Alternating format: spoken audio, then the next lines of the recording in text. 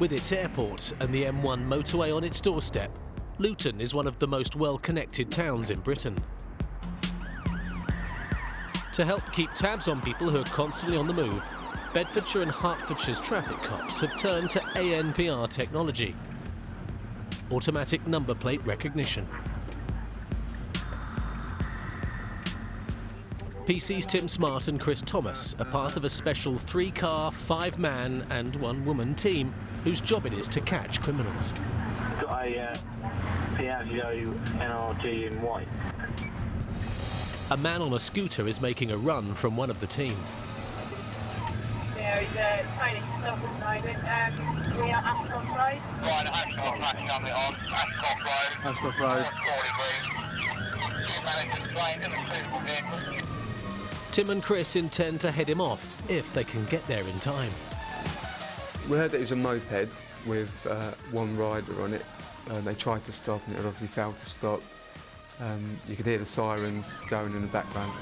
The way the rider is not stopping suggests the moped might be stolen at least. Hey, can you see the helicopter? We asked for a helicopter because the ideal situation is for a helicopter to come and take over on a pursuit on a bike, because it's safer and because 9 times out of 10 they won't get away. I see one rider, black helmet with nitro sign on the left side, black hooded top, blue jeans, black boots, 20 miles an hour, now approaching the Johnson Corner Green, wrong side of the road. Tim and Chris are on target to intercept the runaway bike, but there's a problem. When we got to Crawley Green Road roundabout, the bike was effectively coming towards us. My idea was to stop all the traffic at the bottom, block it off, and then if the bike came down there, it wouldn't come straight into a flow of traffic.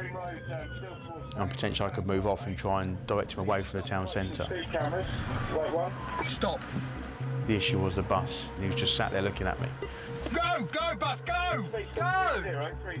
The frustration is you know what you want them to do, but you can't get across your point. They come out into the roundabout, it could have been quite a bad collision. So right, Crescent Road.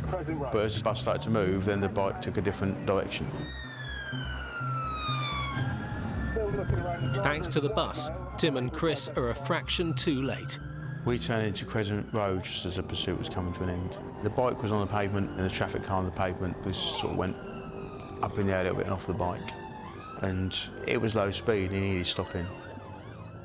Whether he thinks he's going to try and avoid the police car coming towards him by riding down the pavement the wrong way. As he's clipped that curb coming up, the moped has fallen, and as the moped has come off, Mick has just made contact with the moped. It may not have been the textbook way of stopping a bike. 2-3 vehicles stop, one in custody. But the outcome, nevertheless, is perfect. One rider under arrest and no damage or injuries to report.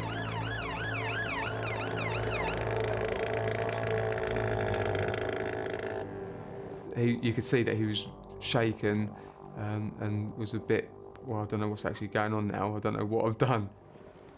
The cops have no idea why the lad chose not to stop, but he's being arrested anyway. Anything you do so may be given evidence. Do you understand? Yes. I've initially arrested him on suspicion of aggravated vehicle taking because the bike was registered to somebody else. But there may be something far more serious afoot. Have you got anything on you shouldn't have? Nice. Everything's on my moped seat. Something hidden in the bike, perhaps. And then he said McGee is in the bike. So we're thinking, happy days. What's he got on the bike? Outstanding prompt is 20 In these calls, is there any indication of where Daniel... We have had it before where we've stopped a moped and there's been knives under the seat. We've stopped them where there's been drugs under the seat. But not this time. And then we looked in the bike and there was his ID and stuff, and he just said he failed to stop because he had no tax. All of this for tax. People do the silliest things. You know, he obviously panicked, saw the police car behind him and didn't want to stop. Didn't want to be in trouble for having no tax. And it was as simple as that. What's your name, fella? Chris. Dill. To make matters worse, today is a special occasion for Mr. Dill. Is it your birthday today? No, happy birthday. It's not a happy birthday anymore. He's going to be spending the rest of it at Luton Police Station. The police car was okay and there might have a scuff mark on the bumper, but there was no damage. Just Chris got behind it up Ashcroft Road and he just took off, failed to stop. I mean, it wasn't excessive speed because they don't go that fast, do they? But he just failed to stop. Hence, once we got a marked car, got behind it, we took over the initial pursuit and he just wouldn't stop. Why? Apparently he's got no tax. And we don't normally penalise people for tax, so we can give him a £60 ticket for failing to display. And it's his birthday. So I've ruined his birthday. To be fair, looking at the grand scheme of things, what the ANPR team are there to deal with, he'd have actually walked away with verbal advice. Well, we're going to go now. Okay. We'll push it this way so you can sting it if anything else comes in.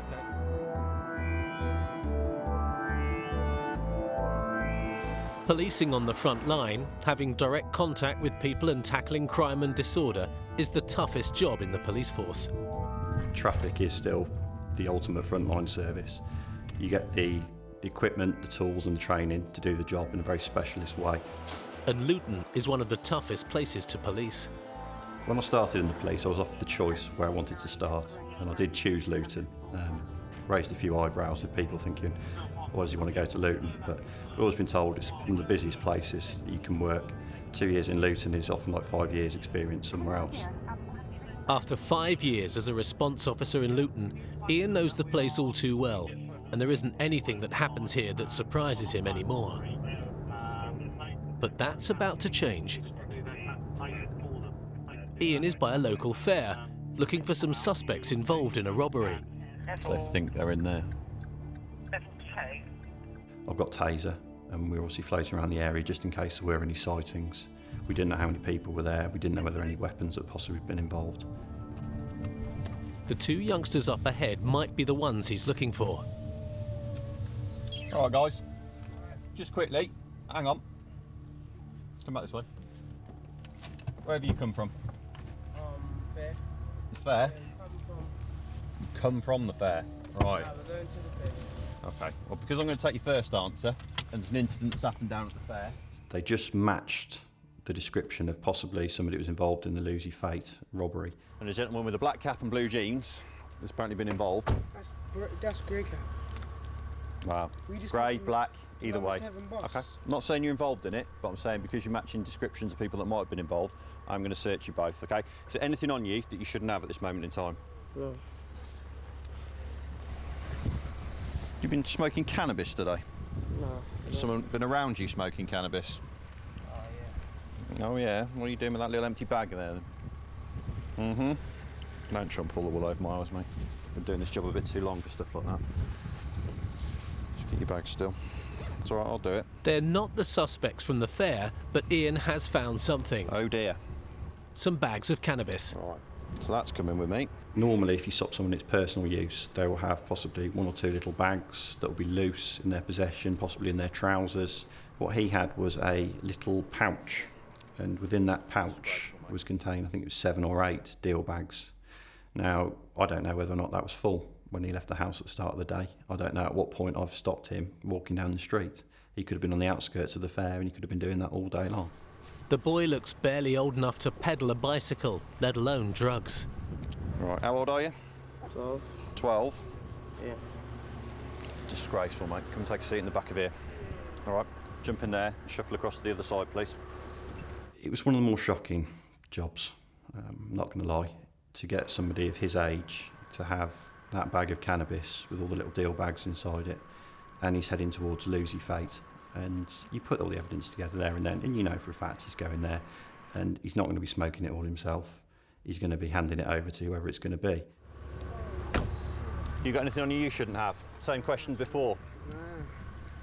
If you're honest with me. I am being honest with you, lad. The other lad is clean, but doesn't appear overly concerned about his mate. He doesn't really understand what he's got himself involved in. That's why his friend thought it was a big joke. Oh, shit. No way, man. Oh, my days. Any of this yours? Nah, none of it's mine. Okay, you're good to go. All right, we'll have a chat with him. Shuffle over to the other side for me, please, mate. If the boy is a dealer, he's the youngest Ian's ever come across. You're 12 years old. That's not mine. That's not yours? No. Right. Whose is that then? I was just dropping it off to a friend. Right, who are you dropping it off to? A friend. Right. The Lucy fair was on that day with an awful lot of people that were confined in one area. If his story was that he was taking it down there for a friend, shall we say, then it was probably true. If I seem hacked off, I am hacked off. But there's a reason why I'm hacked off. It's not because I think you're a bad person. It's that I think at the age of 12, you should have enough about you to know that carrying drugs is risky because you're going to get arrested, right or wrong. I think the dealers would have had proper little runners out who were probably going to sneak under the radar because the event was well policed. And as a police officer, if you're down there, if you see the usual suspects that you're coming across for drugs offences, you're going to be stopping them and you're going to be searching them, especially if you've got grounds to do so. With 12-year-old lads, 13-year-old lads, generally you'll be looking at them thinking, well, they're not going to be that daft, are they, to be carrying drugs around with them? But apparently, well, not so in this day and age. If it's not for your mate and you are smoking it at the age of 12, you really, really need to start looking at what you're doing. When I started, you were used to the criminal damages and the graffiti and the other bits and pieces. The drugs thing just seems to be now creeping in more and more at a younger age. Having ensured the moped rider won't forget his birthday in a hurry, the ANPR team are quickly back on the road. I didn't think for no tax. What an idiot. Tim and Chris are nearly always crewed together and are the best of mates. See a lot of him in and out of work, speak to him a lot. See him probably more than I do my partner sometimes. Going to be his best man at some point, soon. Tim rubs off on everyone. It doesn't matter how bad a day you've had, he'll just build you straight up and you'll just end up coming out laughing. Absolutely brilliant. Moments after ending up chasing one bike for no tax, Tim spotted another to try and stop. Well, that'd be a good one. There doesn't seem to be an awful lot amiss with this one either. He had a really small number plate. Started to have a look at it, got behind it, and then he just roared off. He's not hanging around. Something is amiss. Pretty straight, get a helicopter straight away. Lima 23, motorcycle making off, Castle Street, at speed. Get a helicopter, please. How can that happen so quickly after another one? Which is why I said to Chris, straight away, get the helicopter. It was a powerful bike, because he could have left us standing if he wanted to, especially around the town. But he hasn't, and there's no need for the helicopter. The rider's pulled up at the lights. Oscar Yankee 07 Charlie Kilo X-ray. Mate, go down the right. Charlie Kilo X-ray. We've got it stopped Windsor Street.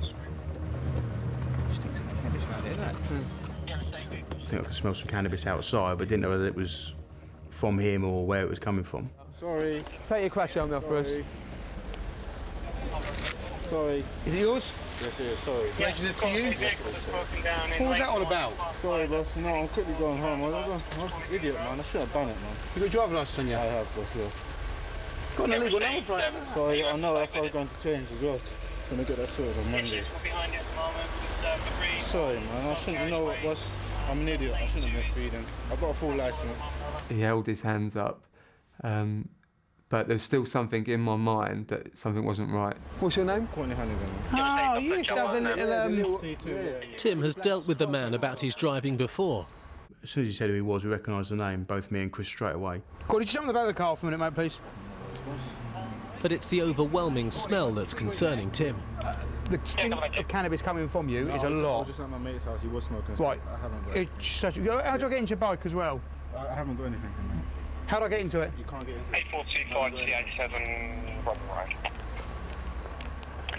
8425. Thank you. Nothing, the seat doesn't come up? Nah, boss. Searched him, just found a cannabis grinder, which is obviously where they grind down their cannabis in order to put it into their cigarettes. Just turn around and face the car, please, buddy. You know what, boss? I've run out of... I'm not going to lie, I've run out of MOT. Courtney, I'm not so sure that something doesn't come off this bike because it stinks. Jump in the back for us. Where's your keys? 597. Sort of walked around the bike and put my nose against it, and there was a real pungent smell of cannabis coming from the seat.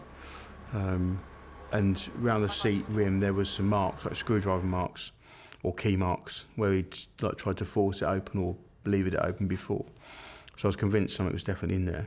Corny, I don't want to break your bike, but I'm going to rip that big bit off in a minute. How do I get it off? Just leave it, keep staying there, staying there. How do I get it off? Just put it up. Plus is the key. Seriously, I can't. Who's in cuffs on him? No, stay there. I'm sorry, alright, I ain't going anywhere, man. Give us your other hand now. I'm not going anywhere, man. No, give us your other hand. I'm not going anywhere. No, you're not, that's right. I'm not going anywhere. Get in there! Get in! Oh no, wait.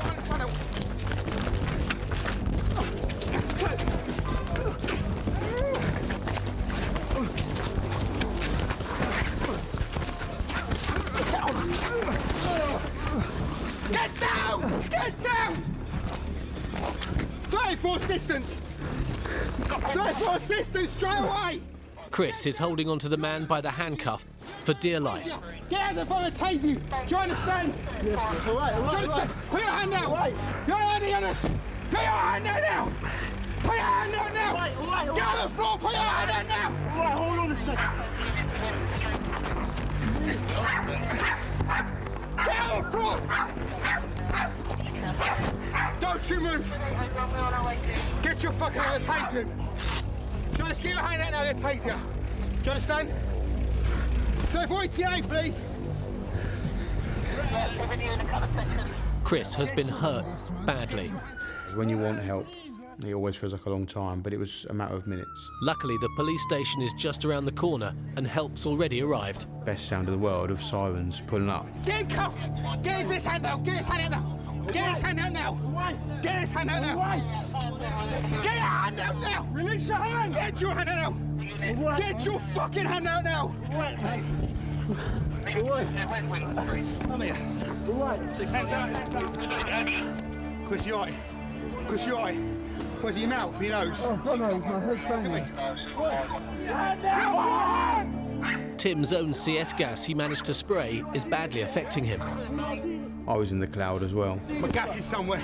It's over there, Smarty, by your 1 foot. Chris is unconscious, but not from the gas. Chris, talk to me. Chris. Lots of people have gathered to see just what's going on. And you see them get their phones out and start taking pictures and filming you. It makes you angry sometimes, things like that. But none have offered to help. It'd be nice to have somebody come over and hold a leg or grab hold of somebody, but I wouldn't expect somebody to come over and start helping me out unnecessarily. Especially, I think the way society's gone nowadays, I don't think people help each other. So why should they help a policeman? Chris, talk to me. Chris, man, come on. Chris, come on. Chris, talk to me, Smarty. Chris, talk to Smarty. Keep talking to us, Chris. Yeah, all right. Just keep talking, yeah? No, he's bleeding severely from his nose and mouth. Been punched in the head, his head's banging.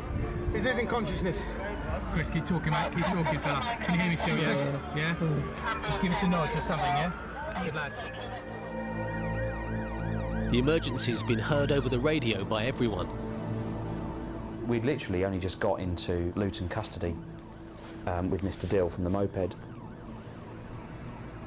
And the first thing I heard was sheer panic in Tim's voice, asking for urgent assistance. And that was the first we knew something was very wrong.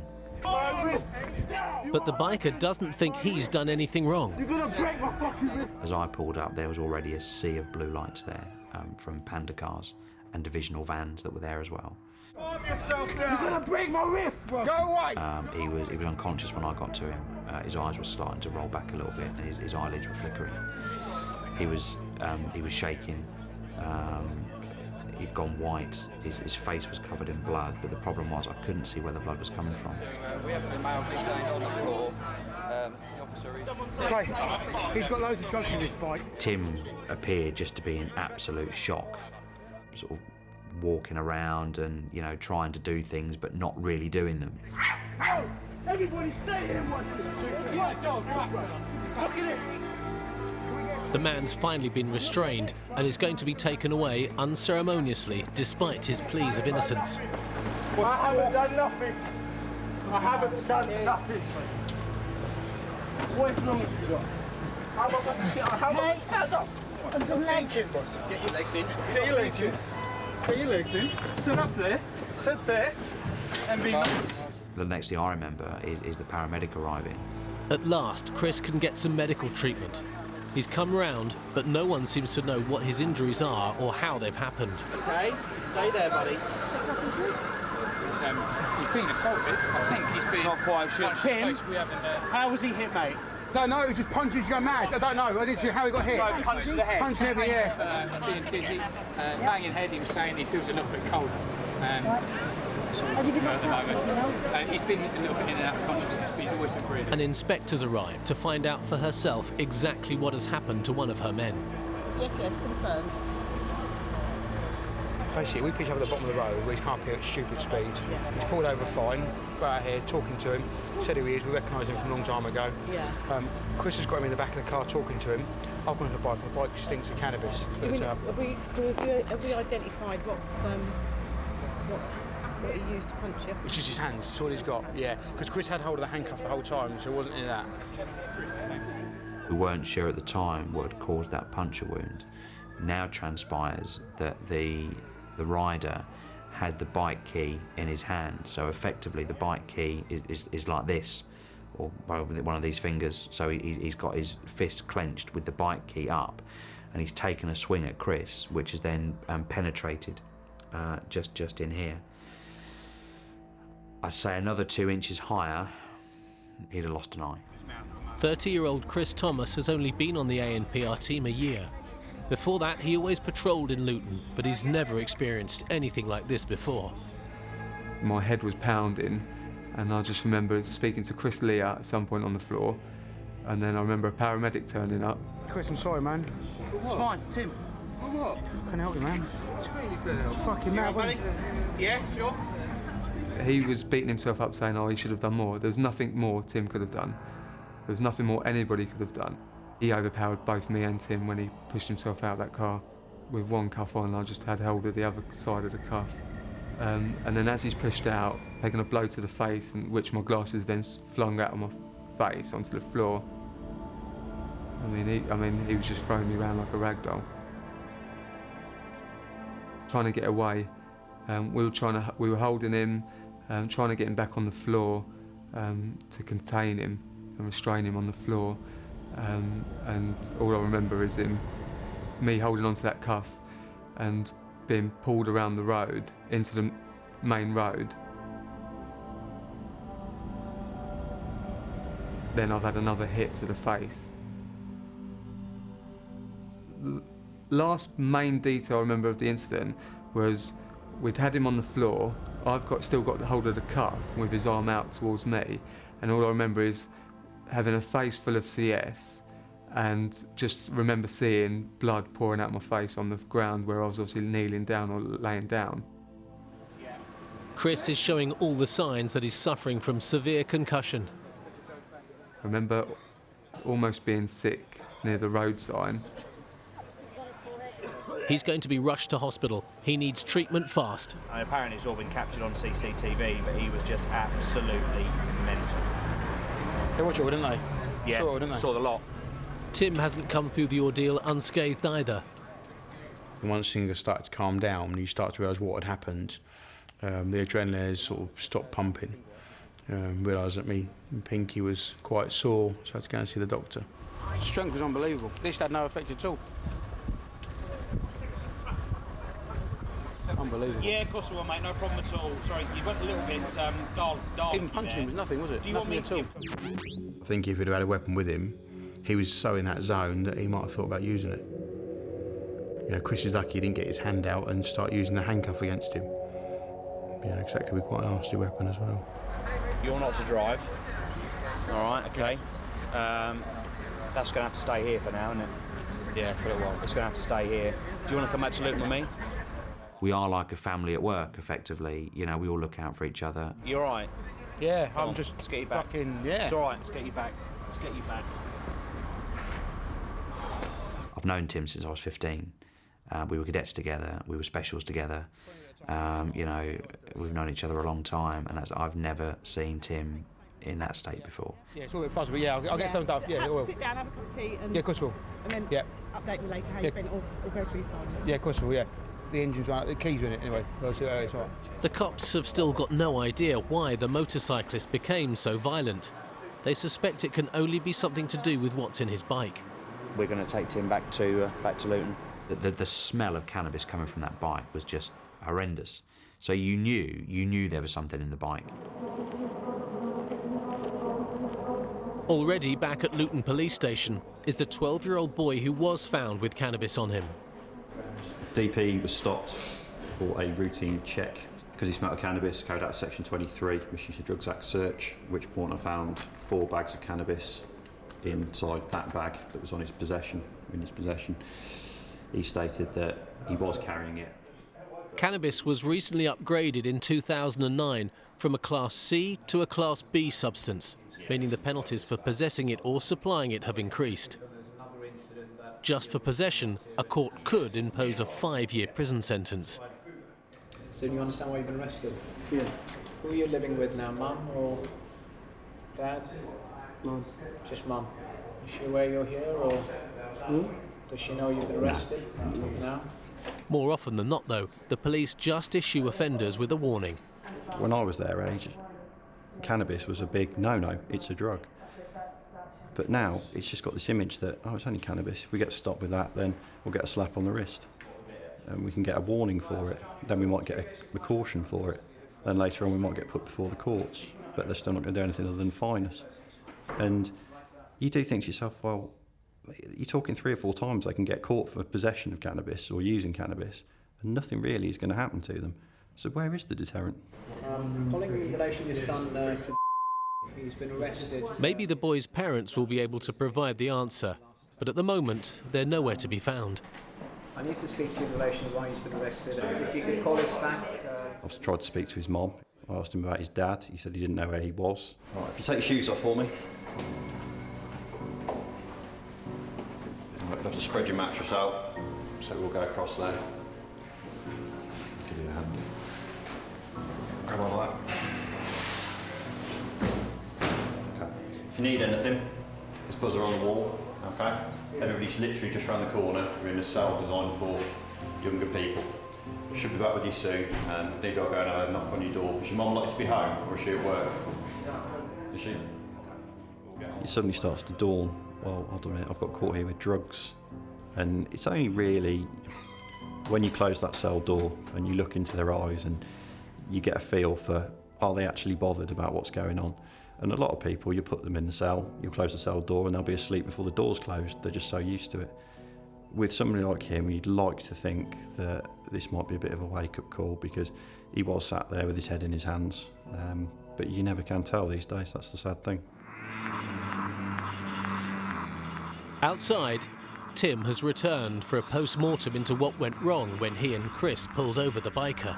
I'm alright, yeah, I'm still a little bit, kind of fucking... You knew I would have been first there. Yeah, I know, man, yeah. Good to see you running across, yeah. Strong fucker, wasn't he? He was, mate, I tell you. Well, Sanchez gets on, man.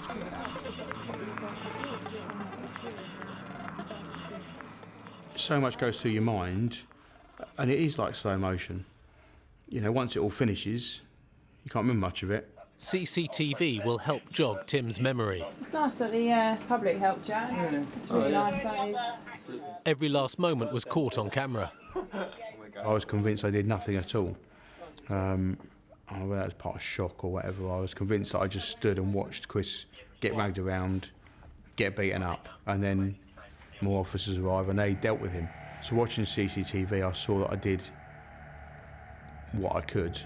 You know, I pranced around a little bit and sprayed a little bit, but, you know, got hold of his leg, tried to get him on the floor and held him down and things. So it's good watching it for me. Throughout, Tim showed remarkable restraint. I thought afterwards I punched him several times, but no. I'm not one of these people who has to get revenge on somebody. I wouldn't be sitting above him thinking, you know, look what you've just done to Chris, now you're going to get this back. You know, because I'm above that, I'm a policeman, you know, I'm not there to hand out punishments to people. I've got to just try and get them into custody. Can I just have a brief account of what actually happened? There's some confusion about whether or not there was something happened in the car. One of the inspector's priorities is to find out how the man managed to escape from the back of the police car. Chris has managed to get a cuff on him. So at that point, he's in the car. Yeah, sorry, he's sat in the back of the car. Sat in the back of the car. And then really from there, it's all a blur. He just went mad. Yeah. We decided to put the handcuffs on him, got one on him, and that's when he played out. Wouldn't get the other handcuff on. It was his determined strength. He was getting out of the car, and you know, you sort of try and hold on to him in any way you could, but the gap was so awkward. You're not meant to get 3 blokes in that little gap of a car. What he's done is he's got his foot in a position where he could lever himself up in between the seats. So he's at the advantage that he can just push up against us. And it was just a case of he pushed us backwards out of the way. It's quite shocking to be moved out of the car like that. Are you all right? I'm all right, yeah. My fingers out in, but that's a bit pathetic compared to what happened to Chris. But no, yeah, the gas is out. But no, I'm all right. It's just all a bit strange, isn't it? All right, I just want to double check. Yeah, no, fine. Yeah, okay. All right. Bye, boss. Thanks a lot. No Cheers. problem. With the debrief over, Tim's got a chance to see the doctor. Put my finger there, top of the finger especially. His injury is a little worse than he thought. Okay. I had a fractured little finger. It's fine. It's okay. So just here, it's From there up. on the way up. Okay. So, but just to rule out any minor cracks. Yeah. So we need to get on X-ray. The street fight was a sharp reminder of the dangers officers face every day in the line of duty. You could stop 50 people in a day and you have no problems at all. And then that one person you do stop, that ends up happening to you. You know, there's nothing on his motorbike that said he was going to start beating policemen up. So it's a reality check. The 12-year-old's mother has ridden off into the sunset, but Ian has managed to track down another member of his family. Mum's up in Sheffield, apparently. We've got the auntie who's upstairs, who doesn't really know what he's doing at the moment. She's told him to stay in the house today. Apparently he hasn't, and he's just left the house. So she's happy to come in and act as an appropriate adult, but she can't say whether or not this is a blip or whether or not he's off the rails a little bit at the moment. Obviously, the best person to deal with him is going to be Mum, but if she's gone up to Sheffield and left him here, we don't know. I don't know what the personal circumstances are. It's going to be difficult. Ideally, the youth defending team will sit down with Mom and him and have a bit of a conference about what's going on and the way he's acting and get to the bottom of it. You try and say, well, is he going through any problems at the moment? Is there anything that you know of that is sending him down this path? She said, I don't really know him. And you think, well, you've got responsibility for him here. And you start asking simple questions to you and I. When did he last have a meal? I don't know, just leave food in the fridge. You think to yourself, well, if that's the life that he's got, what's stopping him trying something else? Because it might just be a cry for help. And that's even sadder, because if he's been pushed down that route that he doesn't want to go down because he thinks he's got no choice at his age, it's a rocky road from then.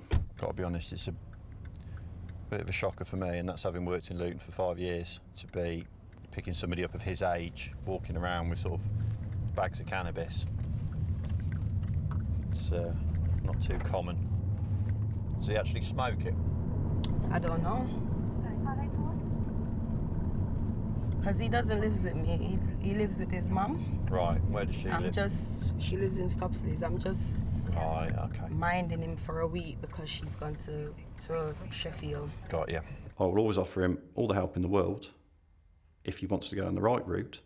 But if he chooses to go down the other route, I'm going to make it clear to him that I know his face, I know the area he lives in, and if I see him out and about causing problems, I'm going to arrest him. And I don't care if he's 12 years old or 44 years old. Back at the Nick, the bike that wasn't ridden off is going to be examined to get to the bottom of why its rider turned so nasty.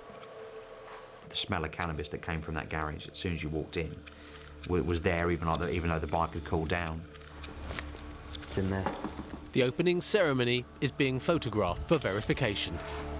This bit here is a cover where if you were to take a pillion, you'd take a plastic cover off and put the pillion seat on to take the pillion. We found the locking mechanism for the plastic cover, and as soon as we removed that, then the bags of cannabis were just visible. Voila! 24 bags of cannabis, which retail at about £20 a bag. This is why I wanted to run, carrying his cannabis in the bike. In the grand scheme of things, the amount isn't huge. It was elation that there was enough in there to make you think, well, that's not just personal use. you're going to be looking at a possession with intent to supply, and you hope that relevant house searches that would have been carried out under Section 18 of the Police and Criminal Evidence Act would actually bring more evidence of dealing. But then you do get a little bit of disappointment thinking, well, hang on, looking at how he reacted to Chris and Tim, you know, all we found is 24 bags of cannabis. And you start asking yourself, well, why? You know, why? It'll do, mate, it'll do, but at the end of the day, that's a lot of scrapping and a lot of trying to get away for a relatively small amount of cannabis, isn't it? The way he was fighting and the way he was so desperate to get away and what he did to Chris, our thoughts were there's got to be something a lot more to this than a little bit of cannabis and a bike. Just going to go upstairs to CRD for them to have a look at, and then I'll get booked into the drugstore. Tim's got a fractured finger, so he's going to be on light duties for a little while until that gets sorted out, bless him. And all we know at the moment is that Chris Thomas has had some glue put in a hole in his nose that's been caused by the injury. In Bedford town centre, cops with tasers are being called to another serious incident. We've got a report that a male with a red t-shirt in possession of a carving knife is trying to attack our informant. He wants to steal from him, wants to take his phone. Can you start making your way? You have full authority. PC Carl Klein, however, has been beaten to the job by officers nearer the scene. But he has come across some other men acting suspiciously. Hi guys, what's happening? There are officers on foot in the town dealing with other incidents, but initially, yeah, I'd stopped them both on my own. I got out, shouted at them, they did stop. You look familiar. You're not Patrick, is it? Pardon? You're not Patrick, are you? The cops have special training for potentially threatening situations. I can see the consequences of dealing with one, maybe two suspects on your own, which is why we keep a distance between them. I call it the bubble. It's just keeping that gap where you can see hands move or feet move, and it gives you a chance to respond, whether you fight or flight, whether you grab them or take a step back. But even so, reactionary gap from sort of 8 foot is not much, and you do need to have your wits about you. You're not from around here? Huh? Where are you from? Where are you from? Yeah. And where are you living? Not from around here.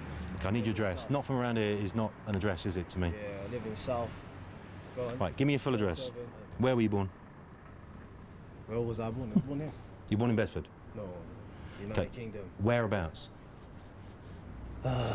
King's College Hospital. London? Yeah. All right. Where were you born, Jason? Same place. London. Local bobbies have arrived with word from CCTV control that the men might be drug dealers. Man on the right? Have they been searched? No, not yet. Because we had information there was possibly a drug deal going down. So Colin, yes please. Section 23. Yeah, born London. We've had information of some suspicious activity taking place down there. Both of you are detained under Section 23 of the Misuse of Drugs Act. The two men are going to be detained and searched for drugs. 5734's just joined me with some information about sus drug dealing, so they're both being searched. I don't know if you got eyes all. The old sus law, where people were stopped and searched just for looking suspicious, led to race riots in the 1980s before being outlawed. Nowadays, the cops are supposed to stop and search only when there is a reasonable suspicion of an offence. It appears their suspicion was right. Give me that back. Spit it out. Spit it out. Spit it out. Spit it out. Spit it out. It's gone. It's marijuana. Is it? Oh, right, it's not so bad. Gone. It's gone. Okay. It's only marijuana, Yeah, man. only? Come on now. Just take hold of his right hand. Come Take on, him what in are you for doing, a man? strip search. What's the point for a strip search, man? All I had was just a bit of weed. Yeah. But we ain't got it, have we? Oh, you know. You guys always do stuff like this, man. Always do stuff. What? Like make you swallow drugs? Why? It's only a bit of weed, man. Come on now. It's only Is that all that's on you? I swear to God. Yeah? I swear to God, that was all that was on. And is your name Jason? No. Right. It's so- my name. What? I thought you might say Joseph. That's my name, Jason. Okay. So those details you gave me are real, are they? Yeah, man. A check on his mobile fingerprint device has told Carl the man is still lying about who he is. Hopefully he isn't lying about what he's swallowed as well. I don't think a bit of cannabis is going to do any harm, but You may well need some medical advice. We don't know what was in there. If it was anything more than cannabis, he's going to be in some difficulties, isn't he? They went back to the police station and a further search was carried out. Railway station. Carl's now got a fresh concern. Some issue at the railway station. I think they're expecting some trouble coming in. It's all stations go. Yeah, there was a job at the train station, 15 miles away in Flitwick, where there was a report of a stabbing. Uniform 10, yeah, and 11 en route. And the offenders have got on the train and were heading towards Bedford. A group of 50 males coming into the train station is probably a bit exaggerated, but firearms team was deployed around Flitwick station, and we were sent as backup to Bedford train station. Golly, can you just relay the facts again then? The plan is to intercept the offenders, if the information is correct, on the train from Flitwick. We knew what train times would be coming in. We'd liaise with British Transport Police to say when they arrived at Bedford, keep the doors locked. Police will be there with staff. The problem is, 2 Flitwick trains are coming in almost together. Does this one come from Flitwick? All the doors are open.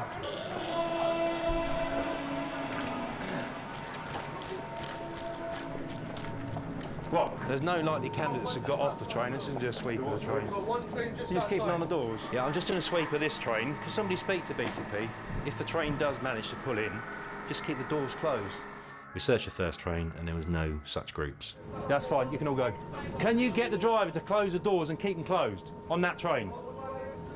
A few minutes later, another train came in on the other platform. Guys, just stop there for a second. If the train stops and the doors don't open, then we'll let you through. But just keep there for a minute. Luckily, it's midweek, so there aren't too many people on the train. This one looks empty. Any gangs of youths on board should be easy to spot.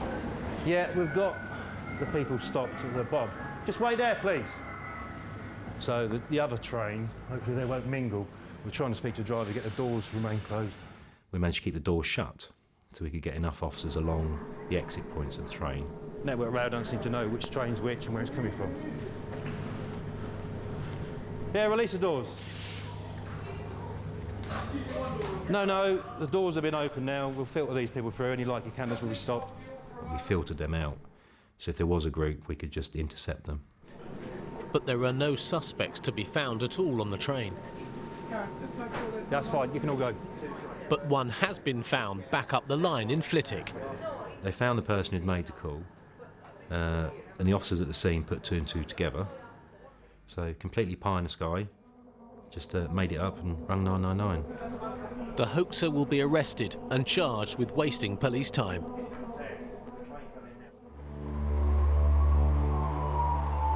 "30 miles away in Hertfordshire, a very unusual vehicle has just been stolen.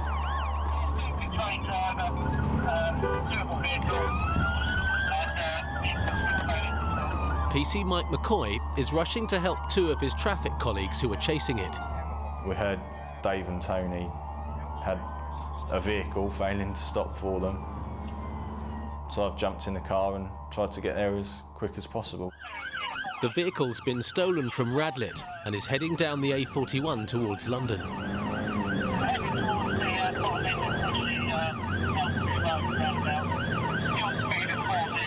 Luckily, it's not going very fast. Mike should be able to catch up with them. His colleagues are chasing a kind of off-roader, a dune buggy.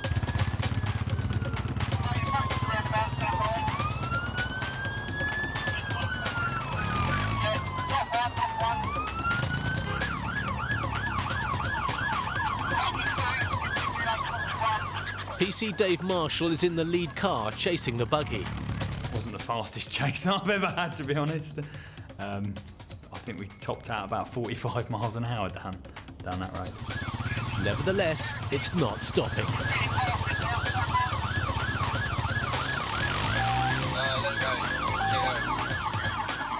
As with motorbikes, the unprotected wheels of the buggy make it potentially dangerous to attempt any direct contact. They were thinking we're not going to get caught by the police, and that's their single goal at that point. But the cops have got to stop the thieves before they try something out of the ordinary. The main thing was that we didn't want that thing to go off-road because us in our estate cars would never have caught up with it if he'd have gone into a field or something like that.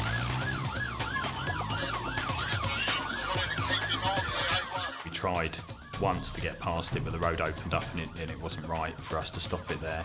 And then he goes through a blind set of traffic lights where he can't see either way when ours is on red. And at that point we thought he's going to have some sort of collision soon. The buggy has got no lights, no mirrors, and is being driven by two youngsters. You could tell they were young males. They both had hooded tops on, and the hoods were right up over their heads and trying to disguise themselves as best they could. But you just put out what description you can put out when you're chasing them to make sure other people, if they do run off, know who they are and who we're looking for. There's a police chopper on its way, but before it arrives, the cops have spotted their chance to put an end to the pursuit. By getting a car in front and boxing him in.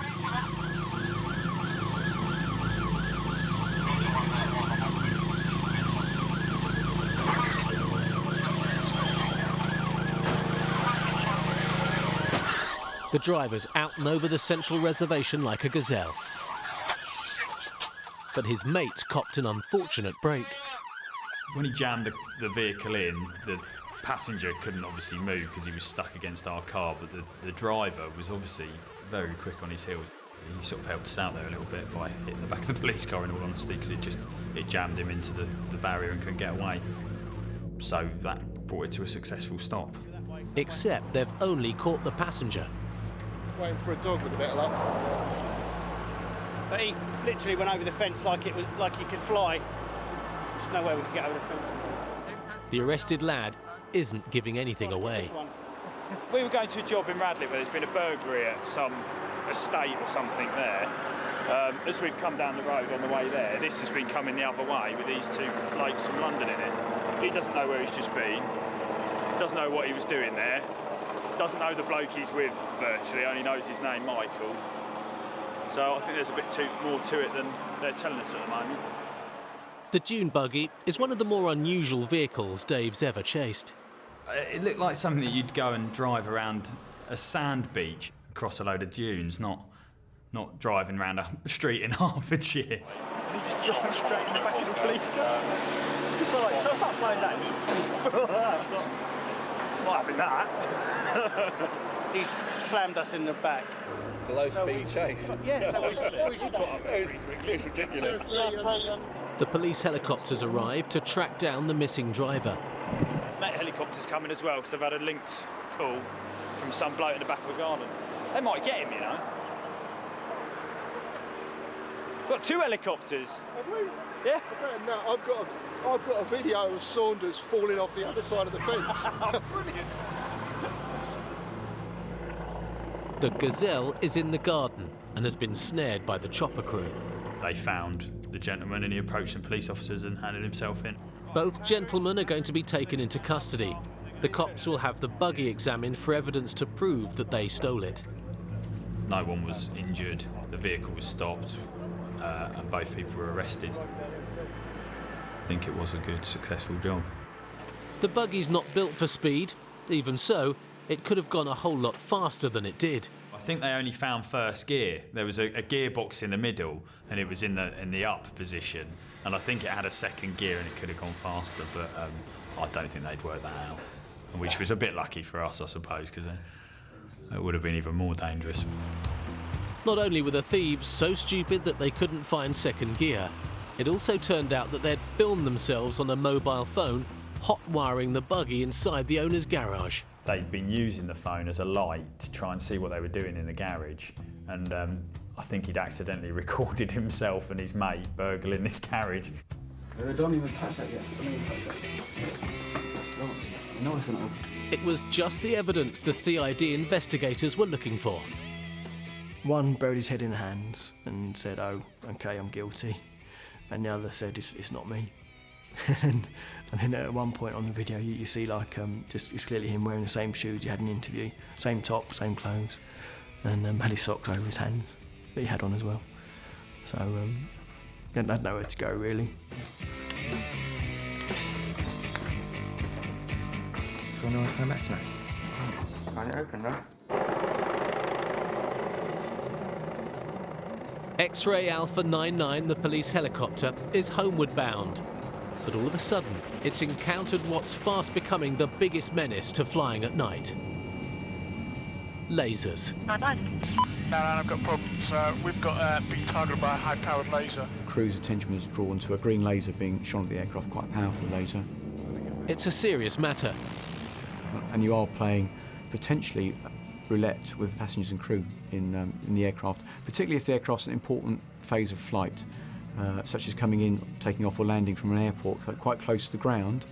The pilots, if they're dazzled, that could cause significant issues. We're trying to identify the property at the moment. Unbeknownst to the culprits, they've been caught on the helicopter's powerful thermal imaging camera. Cops on the ground will soon be paying them a visit. Property is number one road. They're in the rear garden. They're still targeting the aircraft. Carl in Bedford has been called to the scene. Laser pen. Ah, right. They're showing it at the aircraft, yeah. Yes, I see.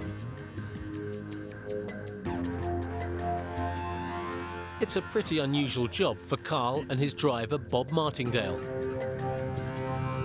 Quickly going left, bud. I'm your sat-nav. Shall I talk in a female voice? Under the Air Navigation Act 2006, shining any light at an aircraft is an offence. They're prosecuted if you will. Yeah. I have one in Luton. Because if it is the pilot in the eyes. There's a helicopter. Yeah. The helicopter's pretty good in moving off the location but keeping them under observation, and then we can move in with their guidance. There's two persons in the rear garden. There is evidence video evidence of them doing the accident. Jump and down with convoys like that. Have they got anybody down? Special. A special constable is already at the address. The officer at the house was on his own with two suspects. The helicopter could see. We went and backed them up. In most cases, a pilot getting a flash from a laser is manageable, but at the wrong moment, it could have severe consequences. Yeah, it can be a serious offence. It can be fatal consequences, couldn't it, really? Those pens can blind. Normally they have a little warning on it. Flying a helicopter, driving a car or a lorry, you have a laser light in. The first thing you're going to do is try and shield that. You don't want to take your hands off helicopter control, do you? There it is. Recklessly using a laser doesn't only endanger aircraft, but it's also another waste of the police's time and can even lead to a prison sentence. The problem is it's in somebody's back garden. Yeah. The person who shone the laser is a young man. His father is less than pleased. You all right? Nothing here. Crazy. Crazy guy. Crazy. I'm sure you're aware of the consequences of a laser pen in your eye. Because these pilots, they may wear night vision goggles. Yeah? And it will blind somebody, wouldn't it? How old is it your son, is it? Yeah, my son. How old? Very good. 23, I think. Oh, right. So he's not. Yeah. Very good, my son. Very good. Yeah. No problem. I don't know. No. First time this one. Fair enough. It's a serious offence, though. Yeah, you're right. Could be. Yes, you're right. Consequences are quite grave, aren't they? There's legislation for doing this. It is a specific offence. His son, he was spoken to by the officer and arrested for that offence. Never trouble, never anything, It's just one of them things people don't know about. A laser pen. If it is it's the pilot in the eyes. You write every day, every time you write. Yes. Because we want people to learn not to do this. The 23-year-old is learning the hard way. He's being led away for questioning at the police station. I'll just have a quick look at the pen. Yeah, that's very impressive. Green laser pointer. We took possession of the pen. The light from a laser is infinite. It will keep going. It is very, very powerful. Whether it be 10 feet, 100 feet, that intensity is the same. If you put the lens cover on it, it actually multiplies by, I'd say, 1,000 dots. Oh God, look at that. And they're all the same intensity. So you've now got 1,000 beams rather than one. Cool.